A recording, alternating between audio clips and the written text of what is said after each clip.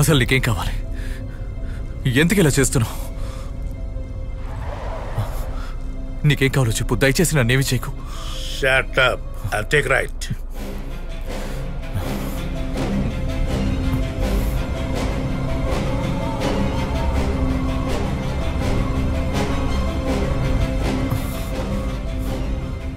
అంటే రితుని చంపాలని చూసింది నువ్వేనా? చెప్పు, నువ్వే కదా? నోరు మోసుకుని డ్రైవ్ చేయరా. లేదు, నేను తెలుసుకోవాలి. I say shut up.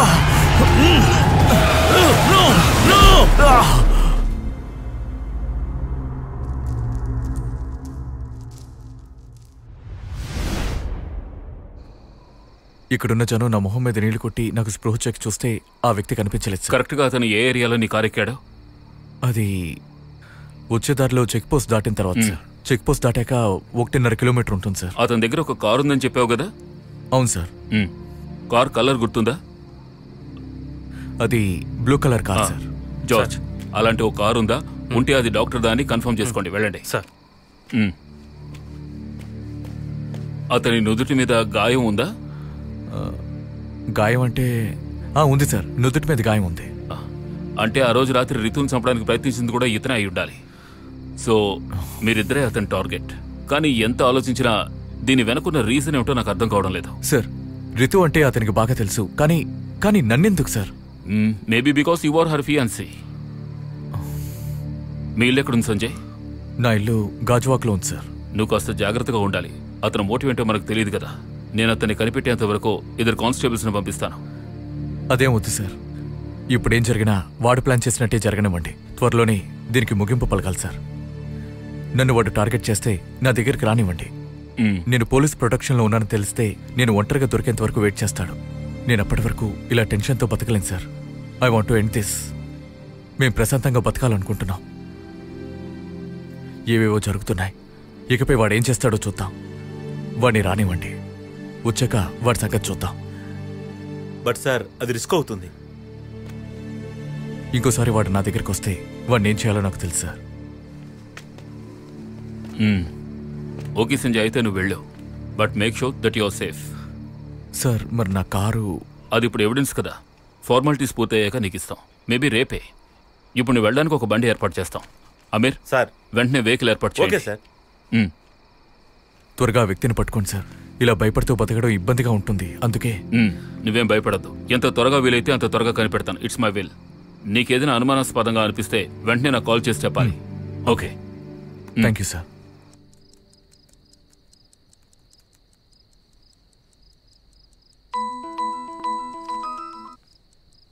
Hello. Hey, ఎక్కడున్నావు? ఎన్నిసార్లు కాల్ చేయాలి? నువ్వు కాలేజీ నుంచి పాస్ అవుట్ అయిన తర్వాత ఆ డాక్టర్ని కలవలేదని ఖచ్చితంగా చెప్పగలవా? సడన్ గా ఎందుకు అలా అడుగుతున్నావు? ఏంటి ప్రాబ్లం? నేను అడిగిన దానికి సమాధానం చెప్పు. లేదు సంజు, నేను ఆల్రెడీ చెప్పాను కదా. నీ ఫ్రెండ్స్లో ఎవరికైనా అతనితో కాంటాక్ట్ ఉందా? మన రిలేషన్షిప్ తెలిసిన వాళ్ళు ఎవరైనా ఉన్నారా? అంటే ఆ దేవరాజ్కి ఏదో విధంగా నేను తెలిసే అవకాశం ఉందా? అది నాకెలా తెలుస్తుంది సంజు?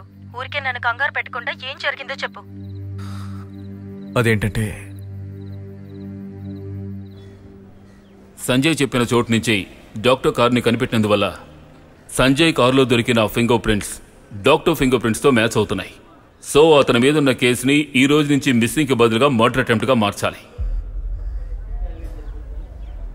సో ఈ సంఘటన నుంచి మనకు 2 విషయాలు క్లియర్గా అర్థమవుతున్నాయి. ఒకటి, సంజయ్కి ఫైసిల్కి ఈ కేసుతో ఏ సంబంధం లేదు. కారణం, ఫైసిల్ని నేను ఎంక్వైరీ చేసినప్పటి నుంచి ఈ నిమిషం వరకు వాడు పోలీస్ సర్వైలెన్స్లో ఉన్నాడు. సో అతన్ని వదిలేయొచ్చు. 2, సంజయ్ చెప్పిన దాన్ని బట్టి నిన్న రాత్రి అతని కారులో ఎక్కింది డాక్టర్ దేవరాజ్ కావడం వల్ల రితు మీద అటాక్ చేసింది కూడా అతను అయి ఉంటాడు. కానీ సార్, రుతుని అటాక్ చేసిన ఫైజల్ని మనం లెక్కలోకి తీసుకోలేదు కదా సార్. అది మాత్రమే కాకుండా 4 రోజుల క్రితమే అతను జైల్లో నుంచి వచ్చాడు. అందువల్ల వాడిని ఎందుకు మనం అవాయిడ్ చేయాలి? అంటే నువ్వు చెప్పేదేమిటి? సంజయ్ని డాక్టర్ని రితు ఫైసల్ కలిసి అటాక్ చేశారని నువ్వు అనుమానిస్తున్నావా? అలా జరిగిందని కాదు, మరి అలా జరిగిండొచ్చని అంటున్నానంతే. అఫ్ కోర్స్ అలా జరుగుండొచ్చు కూడా, బట్ ప్రాక్టికలీ అలా జరిగే అవకాశం లేదు. సార్, ఫోరెన్సిక్ రిపోర్ట్ వచ్చింది sir. Okay okay sir. Ritu వాళ్ళ ఇంట్లో దొరికిన అక్యూజ్ బ్లడ్ శాంపిల్ రిజల్ట్ ఇది. ఇందులో ఉన్నదాన్ని బట్టి చూస్తే అటాక్ చేసిన వాడి blood strain group AB positive. అలా చూసుకుంటే మన సస్పెక్ట్ లిస్ట్లో ఉన్న AB పాజిటివ్ బ్లడ్ గ్రూప్ ఉన్నవాడే ఇవన్నీ చేసుంటాడు. వెయిట్, వీళ్ళందరి బ్లడ్ గ్రూప్స్ మనం ఐడెంటిఫై చేశాం. Sanjay blood group B positive, ఫైసల్దేమో O పాజిటివ్,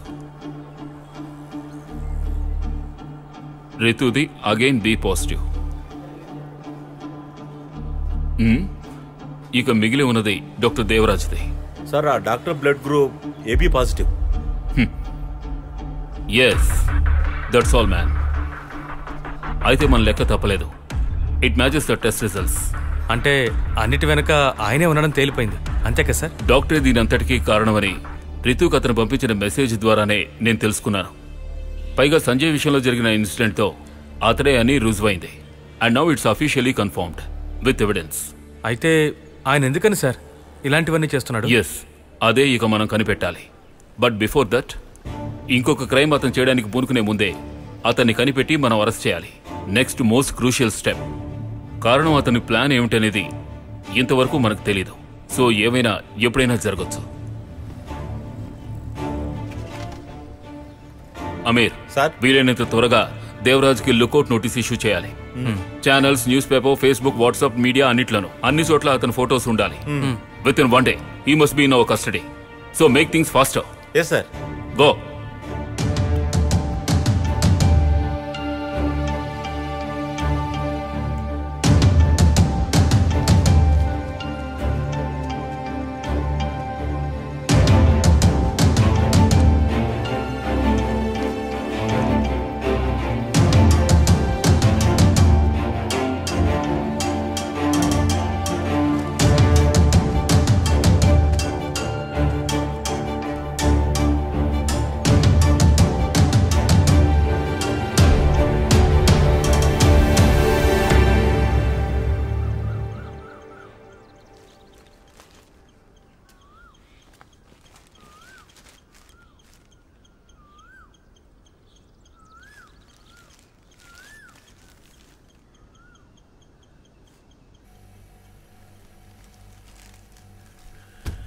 ఏమే ఇది చూసావా?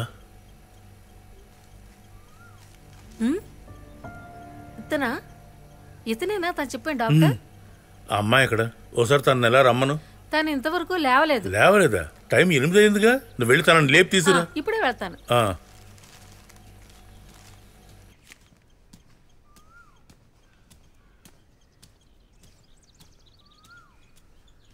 అమ్మా, అమ్మా, రీతు,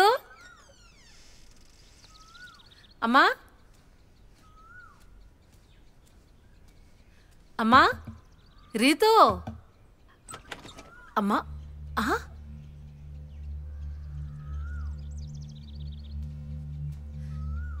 అమ్మా, రీతు, అమ్మా. ఏమైంది? తన ఇంట్లో ఎక్కడా లేదండి. ఏంటి నువ్వు అనేది? తను రాత్రి ఎక్కడికైనా వెళ్తానని చెప్పిందా? లేదు, నాకేదో భయంగా ఉందండి. నా బిడ్డ. నువ్వేం కంగారు పడుకు, వెళ్ళి ఫోన్ తీసురా.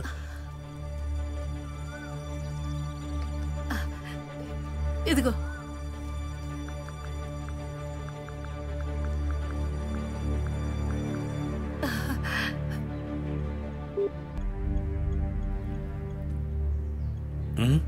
స్విచ్ ఆఫ్ అయింది. అయ్యో, నా బిడ్డ ఎక్కడికి వెళ్ళిందండి? అయ్యో, నువ్వు అనవసరంగా ఏడ్చి ఏడ్చి నాకు టెన్షన్ తెప్పించకే. ఉండా, సంజయ్ ఒకసారి ఫోన్ చేస్తాను. తనకి ఏమైనా తెలిసేమో కనుక్కుంటాను.